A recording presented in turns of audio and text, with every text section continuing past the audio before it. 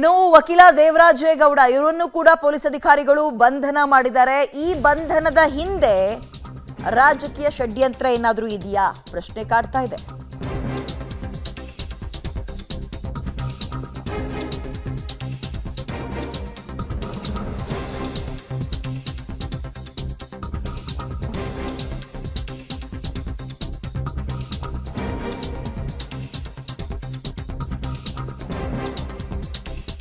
ಅಶ್ಲೀಲ ವಿಡಿಯೋ ಪ್ರಕರಣದ ಬಗ್ಗೆ ಧ್ವನಿ ಎತ್ತಿದ್ದಕ್ಕೆ ವಕೀಲ ದೇವರಾಜೇಗೌಡಗೆ ಸಂಕಷ್ಟ ಎದುರಾಯ್ತಾ?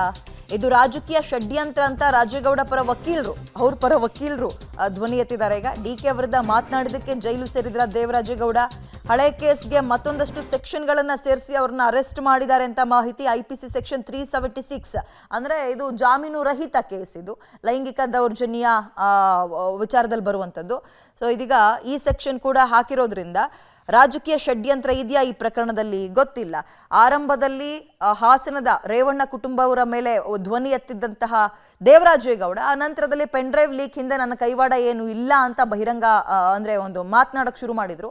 ಅದಾದಮೇಲೆ ಈಗ ಇದಕ್ಕೆ ಸಂಬಂಧಪಟ್ಟಂತೆ ಮತ್ತಷ್ಟು ಮಾಹಿತಿಯನ್ನು ನಮ್ಮ ಪ್ರತಿನಿಧಿ ಶಶಿಧರ್ ನೀಡ್ತಾರೆ. ಶಶಿಧರ್, ಇದೀಗ ಪೆನ್ ಡ್ರೈವ್ ಪ್ರಕರಣಕ್ಕೆ ಸಂಬಂಧಪಟ್ಟಂತೆ ಅಲ್ಲ ದೇವರಾಜೇಗೌಡರನ್ನ ಅರೆಸ್ಟ್ ಮಾಡಿರೋದು, ಇವ್ರ ಮೇಲೂ ಕೂಡ ಲೈಂಗಿಕ ದೌರ್ಜನ್ಯದ ಆರೋಪ ಏಪ್ರಿಲ್ 1ನೇ ತಾರೀಕು ಒಬ್ಬ ಮಹಿಳೆ ಹೋಗಿ ದೂರು ಕೊಟ್ಟಿದ್ರು, ಆ ಹಿನ್ನೆಲೆಯಲ್ಲಿ ಅರೆಸ್ಟ್ ಮಾಡಿರೋದು. ಬಟ್ ಅನುಮಾನ ಈಗ ರಾಜಕೀಯ ಷಡ್ಯಂತ್ರನ, ರಾಜ್ಯ ಸರ್ಕಾರದಲ್ಲಿರೋ ಕೆಲ ನಾಯಕರುಗಳ ಹೆಸರೆತ್ತಿದ್ದಕ್ಕೆ ಇವ್ರಿಗೆ ಈ ಪರಿಸ್ಥಿತಿ ಎದುರಾಯ್ತಾ ಅಂತ ಏನು ಹೇಳ್ತೀರಿ?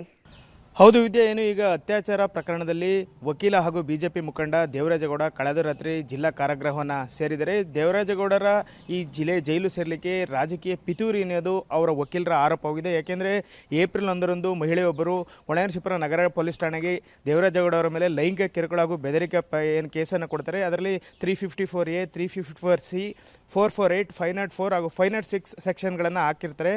ಇವೆಲ್ಲವೂ ಸಹ ಜಾಮೀನು ಸಹಿತವಾಗಿರ್ತವೆ. ಅದಾದ ಬಳಿಕ ಪೆಂಡ್ರೈವ್ ವಿಚಾರವಾಗಿ ಏನು ದೇವರಾಜೇಗೌಡರು ಒಂದು ಸುದ್ದಿಗೋಷ್ಠಿಯನ್ನು ನಡೆಸಿ ಅದರಲ್ಲಿ ಏನು DK ಶಿವಕುಮಾರ್ ಇರ್ಬೋದು, LR ಶಿವರಾಮೇಗೌಡ ಇರ್ಬೋದು, ಹಾಗೆ ಕಾಂಗ್ರೆಸ್ ಲೋಕಸಭೆ ಅಭ್ಯರ್ಥಿಯಾದಂತಹ ಶ್ರೇಯಸ್ ಪಟೇಲ್ ಸೇರಿದಂತೆ ಕಾರ್ತಿಕ್ ಪುಟ್ಟರಾಜ್ ಎಲ್ಲರ ಹೆಸರನ್ನು ಹೇಳ್ತಾರೆ. ಇದಾದ ಬಳಿಕವೇ ಅವರಿಗೆ ಒಂದು ರೀತಿಯ ತೊಂದರೆ ಹಾಗೂ ಸಂಕಷ್ಟ ಎರಡೂ ಎದುರಾಗ್ತಕ್ಕಂಥದ್ದು. ಯಾಕೆಂದರೆ ಏನು ಶುಕ್ರವಾರ ಅಷ್ಟೇ ಮಹಿಳೆ ಏನು ಮೊದಲು ಕಂಪ್ಲೇಂಟನ್ನು ನೀಡಿದ್ರು, ಅದ್ರ ಜೊತೆಗೆ ನನ್ನ ಮೇಲೆ ಅತ್ಯಾಚಾರವನ್ನು ಎಸಗಿದ್ದಾರೆ ಅಂತ ಮರು ಹೇಳಿಕೆಯಲ್ಲಿ ನೀಡ್ತಾರೆ. ಆಗ ಅವ್ರ ಮೇಲೆ IPC ಸೆಕ್ಷನ್ 376 ಕೇಸ್ ಅತ್ಯಾಚಾರ ಪ್ರಕರಣ ದಾಖಲಾಗುತ್ತೆ.